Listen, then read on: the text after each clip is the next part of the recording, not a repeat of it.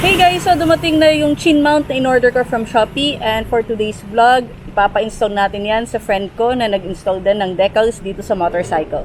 So, let's go!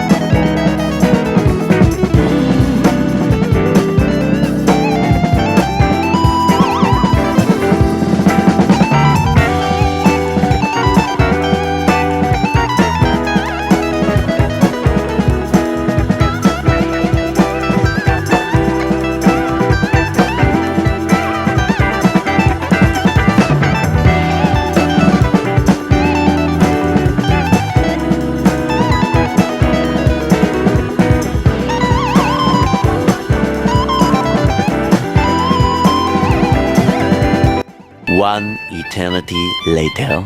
So yan guys, tapos nang i-install itong chin mount dito sa helmet natin. So tingnan natin kung matibay.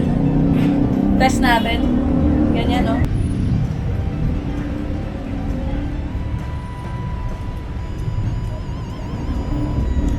So ayan guys, as you can see, kapit na kapit talaga yung yung 3M na adhesive dito sa helmet natin.